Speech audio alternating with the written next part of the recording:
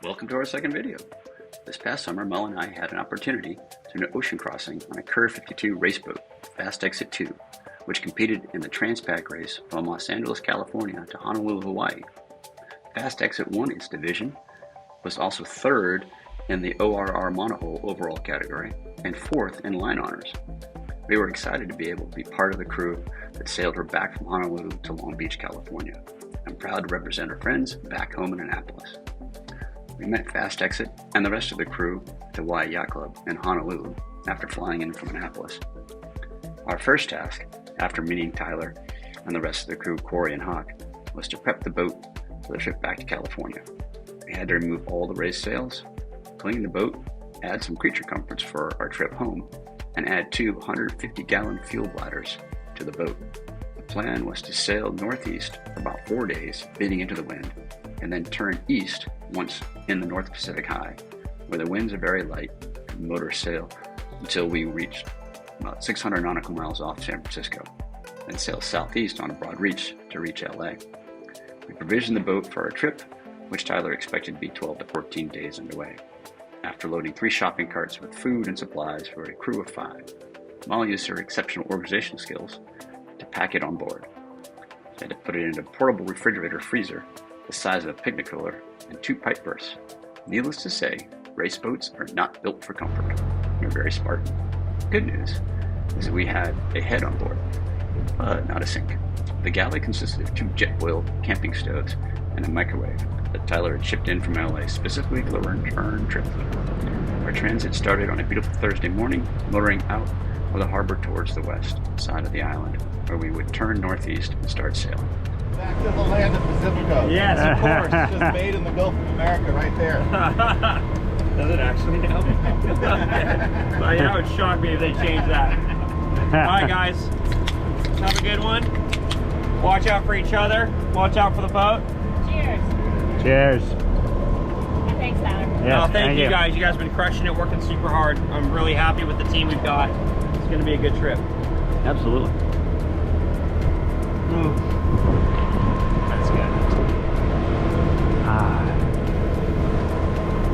Not good? Yeah, good.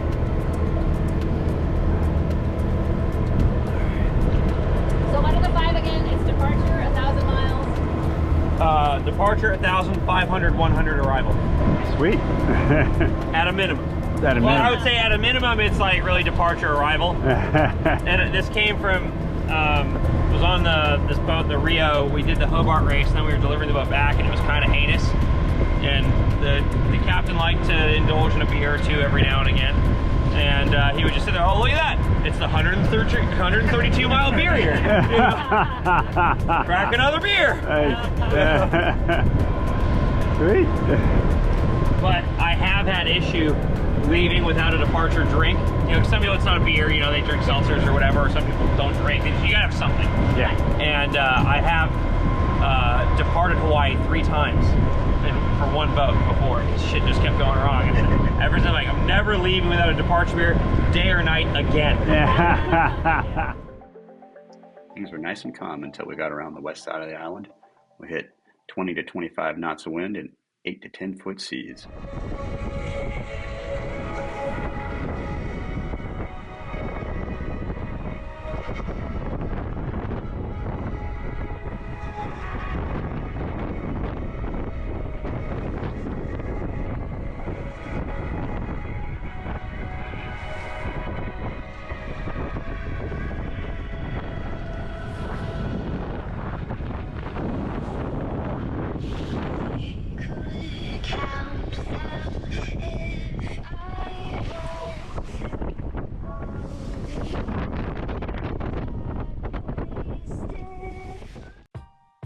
Molly and I stood watch together, 3 hours on, 6 hours off. The first 4 days, as Tyler expected, we were sailing close hauled in the starboard tack, beating into the wind and waves on a 20 to 30 degree heel as we made our way northeast of Hawaii.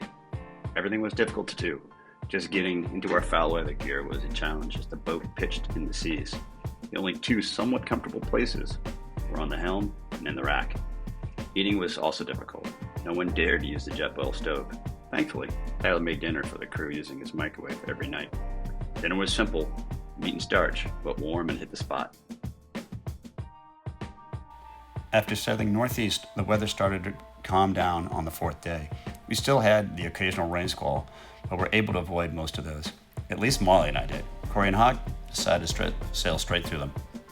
We were not the only Transpac race boat returning from Hawaii, and let's face it, anytime 2 or more boats are headed in the same direction, it's a race. Return home from the Transpac race is often referred to as the Transbac race, and as you can see, we were winning. Eventually, we reached the North Pacific High. This stable high-pressure area north of Hawaii provided much-needed relief from the very uncomfortable first 4 days of sailing. We were finally able to use the autopilot and the beanbag chair and relax a bit while on and off watch. We also stopped for a much-needed swim call where the nearest land was 2 miles below the boat. Oh yeah, I got it, guys. Alright. Okay, yeah, I can't do that. You can't do that either. I can do it once. Let me see you get up. Alright, here we go. Woo! Alright. Welcome to showering. Welcome to Fast exit. welcome to swim call and fast exit.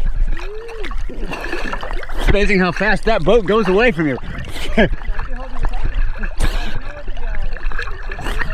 I do actually.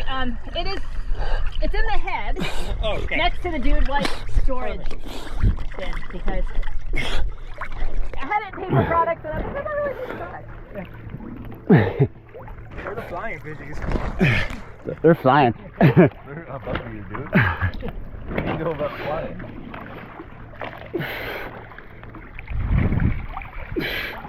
There you go. Alright, maybe that's not bad. Alright, so I'm rumor not has big enough that way. it, you can put your foot in here. Yeah, on there. That's still a reach. Alright, here it is. Is the CrossFit helping?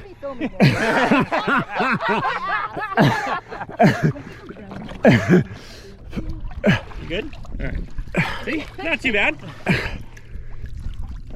There you go. Yeah. Woo! How's it feel? Nice. Alright. Entry number 2 from the bow.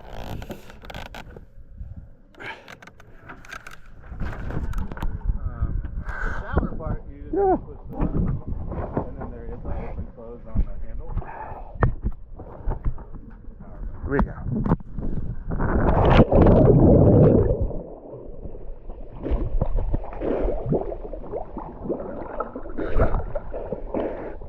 Nice and clean? So far, no big impact marks. That's good.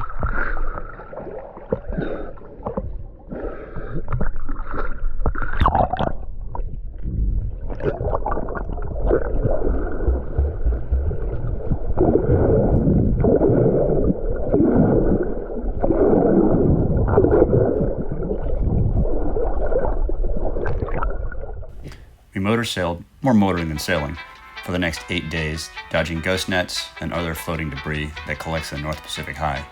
We placed several marker buoys on larger piles of debris so they could be tracked by the Ocean Cleanup Project. We spotted tuna, dolphins, whales, and by-the-wind sailors, cousins of jellyfish that float on top of the water. Sorry, no pictures of them, but very cool. We fished 8 days straight and only caught the flying fish that actually landed on the boat. The last night of our transit, the wind picked up and we were on a broad reach, sailing between 15 and 20 knots, hand steering, surfing down 10 to 12 foot waves with 20 to 30 knots of wind. Sorry, no pictures or video, but once we were able to tuck in behind the Channel Islands, the winds and the seas laid down, and I was able to get some video of the local sea life.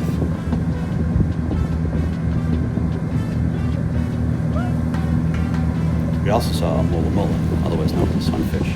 Molly said we could wake her up if we saw it. It's messing with the birds. It's funny. What? There's one right here. Land ho! After 14 days, Palos Verdes came into sight. As we sailed past LA Harbor entrance, we got to watch the lasers being towed up for laser nationals.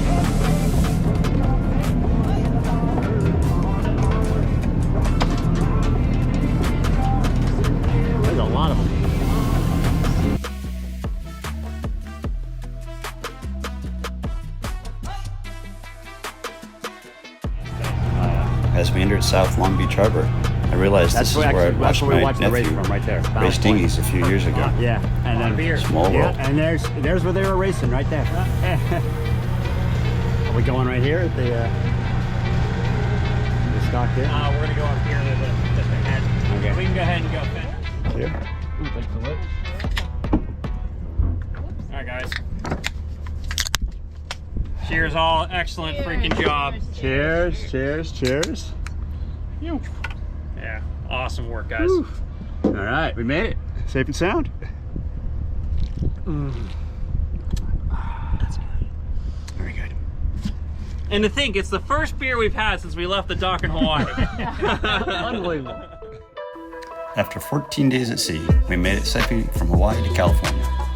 Molly and I can now put on our resume we have an ocean crossing, which we'll need to get insurance for our new boat Flame. I was also able to grow my beard for 14 days, which is the longest I've ever done.